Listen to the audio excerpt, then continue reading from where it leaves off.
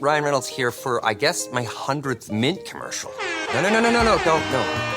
No. I mean, honestly, when I started this, I thought I only have to do like 4 of these. I mean, it's unlimited premium wireless for $15 a month. How are there still people paying 2 or 3 times that much? I'm sorry, I shouldn't be victim blaming here. Give it a try at mintmobile.com/save. Whenever you're ready. $45 upfront payment equivalent to $15 per month. New customers on first 3-month plan only. Taxes and fees extra. Speed slower above 40 gigabytes. See details.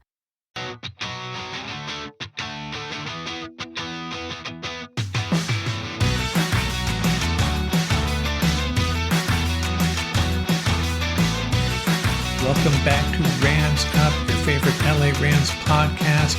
We are part of the Fans First Sports Network. You can follow us on our YouTube channel as well at LA Rams Up. I'm your host, Mark. I'll be joined occasionally by my football gurus, Paul and Ian. Let's get to it.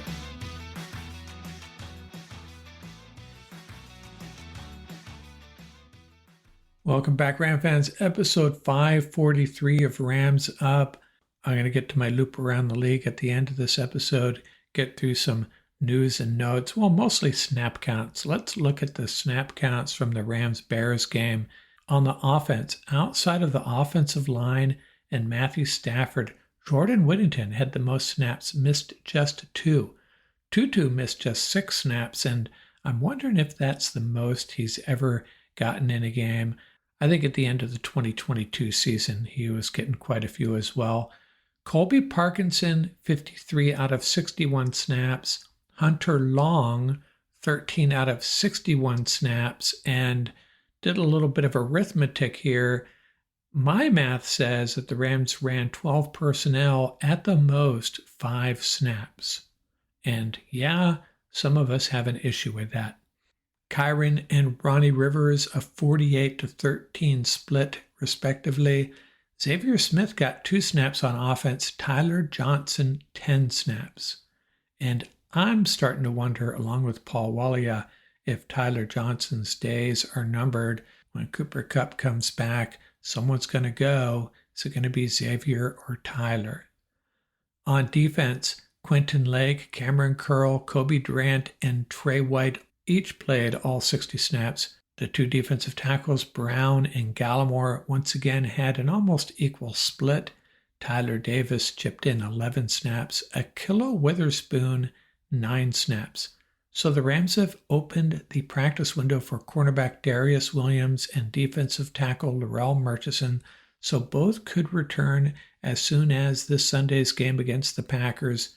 Now, let's look at Darius first. Man, he would be a real great addition. Could they move Quentin Lake permanently to safety, make him a full-time safety?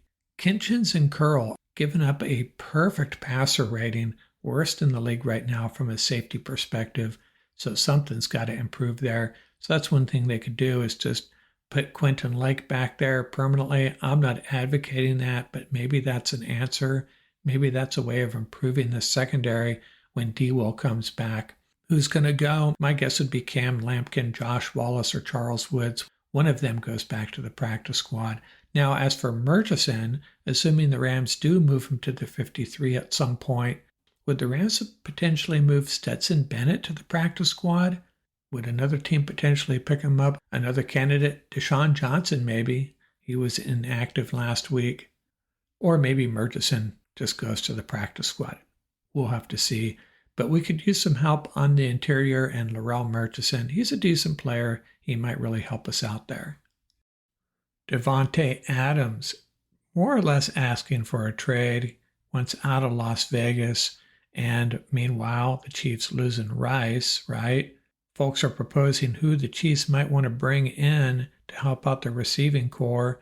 Davante Adams would be an obvious one, but that's the high end. Someone else also suggested Demarcus Robinson, since he does have some familiarity with that Chiefs offense. Remember, the Chiefs drafted him. He played there a few years. I think Tutu Atwell might be a good fit there. Again, I'm not advocating for that trade either.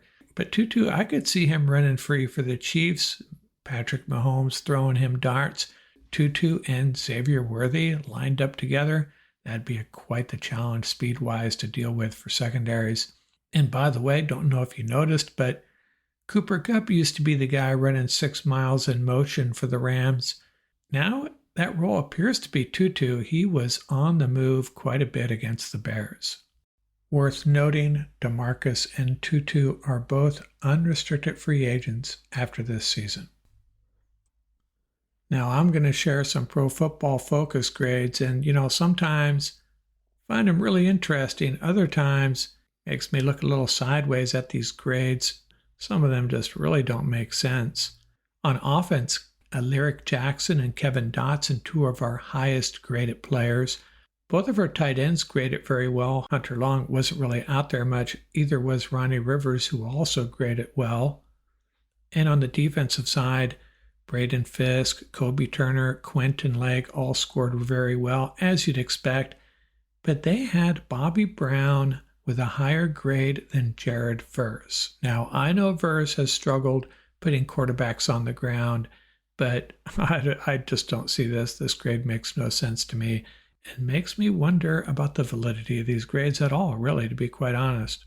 On the bottom end, Logan Bruss did not grade well. Cam Kinchins and Troy Reader, not really surprised. They did not grade well, as did Gallimore. He also graded poorly. Byron Young, they said, did not have a great day, even though he had 4 pressures. And this is the one I don't get, Kobe Durant. Now, the Rams held the Bears wide receivers in check. They really did. The damage is really done by the running backs. Yet they give Durant a 44.6 grade. He allowed 2 catches on 4 targets for 14 yards, and still a pretty dismal grade. That one I question as well. But Pro Football Focus grades, take it with a grain of salt. How about this? We'll celebrate the Pro Football Focus grades that look good and make sense, and we'll dismiss these poor ones that just don't compute. In a second, we'll come back and take our loop around the league, take a look at Week 4 action. This episode is brought to you by State Farm. You might say all kinds of stuff when things go wrong, but these are the words you really need to remember. Like a good neighbor, State Farm is there. They've got options to fit your unique insurance needs, meaning you can talk to your agent to choose the coverage you need, have coverage options to protect the things you value most, file a claim right on the State Farm mobile app, and even reach a real person when you need to talk to someone. Like a good neighbor, State Farm is there. Let's get into our loop around the league, checking in on all the other games. Cowboys 20, Giants 15. That was a Thursday night game. Wouldn't call this an impressive outing for the Cowboys, but they did get the W. However, they lose Micah Parsons and DeMarcus Lawrence, 2 of their best defenders, to injury. Not sure how long they'll be out. Dak Prescott to CeeDee Lamb twice. Still major concerns about that Cowboys running game. Rico Dowdle, 11 rushes for 46 yards, 4.2 yards per carry, but I'm not sure that's going to get it done.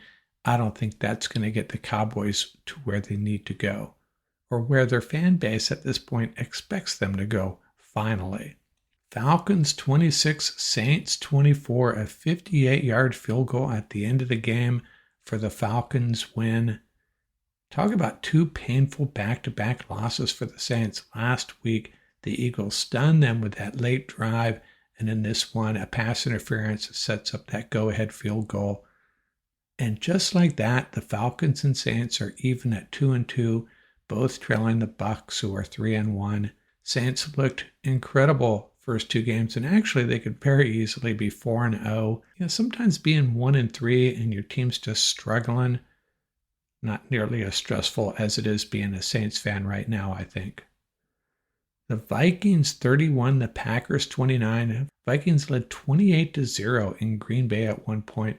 Both quarterbacks had great days, combining for 7 TDs. That was, Jordan Love versus Sam Darnold. Love did throw 3 interceptions. This is his first game back since that injury he suffered in Brazil. Packers had a shot but couldn't recover the onside kick. Vikings picked by a lot of people to finish last in the North. Now they look like a top 3 team in the NFC, if not the number 1 team. I haven't given that enough thought yet. We'll get to the power rankings in a couple of days. Colts 27, Steelers 24. This is one of the games I picked correctly, went against the grain. I feel somewhat vindicated. I was one of the few people that did not promote the Steelers into their top 5 or even top 2 I saw in some places. I had them at number 12, and the only reason I did is, like, hey, you know what, 3-0. You got to put them up there somewhere, right? I'm just not impressed with them. Joe Flacco came in and helped the Colts for their second win through 2 TD passes. Steelers ran the ball really well against the Chargers, could not get it going against the Colts. And this is a Colts team who had like the worst run defense in the league through 2 games. But they've apparently figured it out. They held Najee Harris to 19 yards on 13 carries. Maybe Chris Shula and the Rams defense needs to watch some of the Colts tape. Broncos 10, Jets 9. Both teams are 2-2 now. Bo Nix throws for just 60 yards, did throw for a TD, which was one more than Aaron Rodgers threw for. Bucks 33, Eagles 16. The Eagles, another team that have to be a little bit worried about, so up and down. You know, they stole that win in New Orleans and they barely won in Brazil. They could easily be 0-4. Apparently, Jaden Hurts struggles historically against the Bucks. He was 18 for 30 for 158 yards and 1 TD, kind of a ho-hum day. Not so for Baker Mayfield, 347 yards passing and 3 TDs. The Bucks are rolling again, improved to 3-1. The Bengals finally get in the win column. They beat the Panthers 34-24. At least Andy Dalton has the Panthers playing respectably, though. Texans 24, Jags 20. CJ Stroud throws for 345 yards and 2 TDs, including the game winner with 18 seconds left. Poor Jags. They dropped to 0-4. This would have been a devastating loss for the Texans at home against a winless team. And this follows a trouncing, remember, at the hands of the Vikings last week. So they needed this one badly. And everyone's new darling, Jaden Daniels, leads the Commanders to a 42-14 win over the Cardinals. So what we're saying here is the Commanders would beat the Rams by about 59 points or so. How excited must their fan base be? I mean, we all thought they'd be bottom feeders, right? Even with Jaden Daniels, it would take them a little bit to get going. And, you know, how often do rookie quarterbacks come in and play like this? Well, not since CJ Stroud, I guess. Jaden Daniels entirely changing the vibe on that team, and all the love for the Cardinals has pretty much evaporated. They dropped to 1-3, and this is a Cardinals team I really liked. Hey, they're not done. They just ran into a hot team, a team that could stay hot, though, the way Daniels is playing. Completed 26 of 30 passes, passed for a TD, ran for another, and the Commanders are in control of the NFC East. If anyone out there predicted that or predicted a Vikings-Commanders NFC Championship game, well, I salute you. 49ers 30, Patriots 13. 49ers offense stays on track without CMC and George Kittle. They did get Deebo Samuel back. Purdy throws for 288 yards. Jordan Mason runs for 123. Juwan Jennings led the way in receiving, 3 catches for 88 yards. And Brandon Ayuk, 2 catches for 48 yards. And I think 49er fans are getting frustrated with him. Not sure how much of it's on him, but he did have a little dust up with Kyle Shanahan. Don't know if you saw that. I guess it was Black Shorts Day, and Ayuk came out in red shorts. This is in practice a couple days before the game. But Shanahan was having none of it. They got into a little verbal confrontation, kind of low-key, but really awkward. And Ayuk changed his shorts out there on the field. Don't think you'd ever see that from any of the Rams wide receivers, not in a million years. Raiders 20, Browns 16. Another game I actually picked correctly, went against the grain. 2 teams that you just get a feeling are going nowhere, though. A bunch of Raiders pitched in to manage 152 yards rushing against the Browns, who fell to 1-3. Raiders improved to 2-2. Chiefs 17, Chargers 10. Chargers led 10-0, but were shut out in the second half. Chiefs have apparently lost Rashid Rice for the season, though, a huge blow. Remember, they already lost running back Isaiah Pacheco. Kareem Hunt in his comeback, 14 rushes for 69 yards. And Travis Kelce finally had a productive day, 7 catches for 79 yards. And Xavier Worthy continues to shine, had a 54-yard TD pass. But without Rice and Pacheco, man, this Chiefs offense is going to be up against it a little bit. They saw the best quarterback in the league. But what was Patrick Mahomes doing trying to make that tackle on the sideline? Takes out Rice. Yeah, that's right. That's how Rice got hurt. Patrick Mahomes diving headlong into a scrum trying to make a tackle, takes out his number 1 wide receiver instead. Ravens 35, Bills 10. Baltimore and Derrick Henry brought the Bills back to earth. Henry, 24 rushes, 199 yards, and a TD.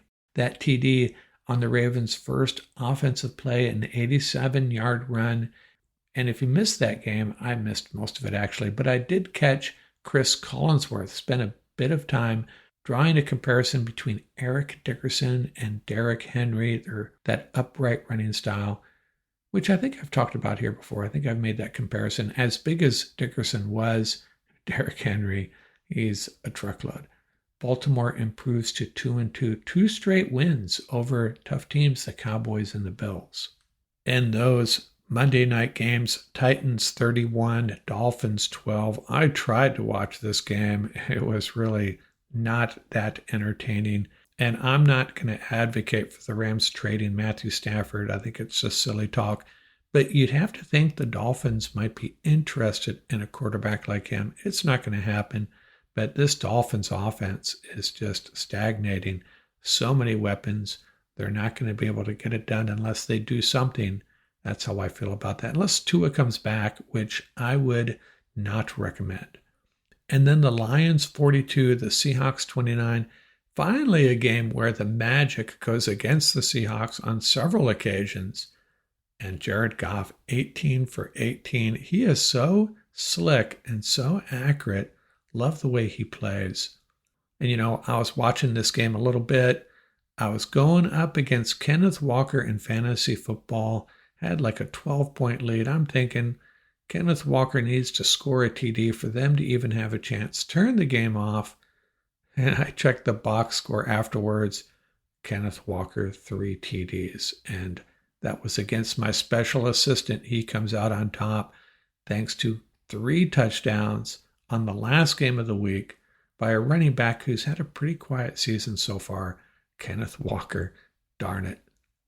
And there was a funny turn of events in that game. Devin Witherspoon made a really nice play, beating off a blocker, making a tackle on a run to the outside on the right side. And then later in the game, David Montgomery, one-on-one with the same Devin Witherspoon. Witherspoon gets trucked. Kind of embarrassing. I'll be back in a couple of days with my picks for next week, and I'll round out how I did. I'm actually ahead of Pete Prisco now, had a really good week, and we'll get into those power rankings too. Hey, we haven't done this in a while. Let's close out this episode talking about a player who wore number 43, since it is episode 543. How about running back Cleveland Gary? All the great running backs Rams have had. I often forget about Cleveland. He was a very talented guy out of the University of Georgia, and then went on to play for the Miami Hurricane. Is in the Miami Hurricane Sports Hall of Fame, by the way. First team All-American. Set a record for the most catches ever in a single season, 57 receptions. That record still stands for the Hurricane. Was the MVP of the Senior Bowl. Drafted by the Rams in the first round of the 1989 draft. Played 5 years for the Rams. 6 foot, 226-pound back. Well-rounded guy. Powerful, fast, elusive, very good receiver. Led the NFL in touchdowns in 1990 with 14. And in 1992, his best year with the Rams, rushed for 1,125 yards and also caught 52 passes. He's 15th on the Rams' all-time rushing leading list. When you look at all the guys above him, not a shabby showing. Cleveland Gary. And you know what? Gary is the guy that would have thrived in a Mike Martz or Sean McVay offense. Has all the tools. Not sure about a splits pickup, but other than that, solid running back. I'll have to forget about him. My number 43 for the Los Angeles Rams.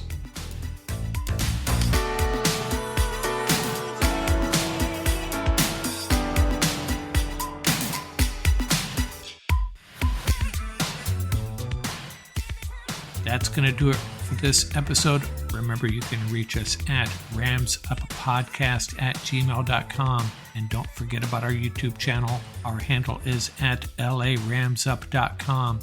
Till next time, keep the horns up, stay safe, and have fun out there.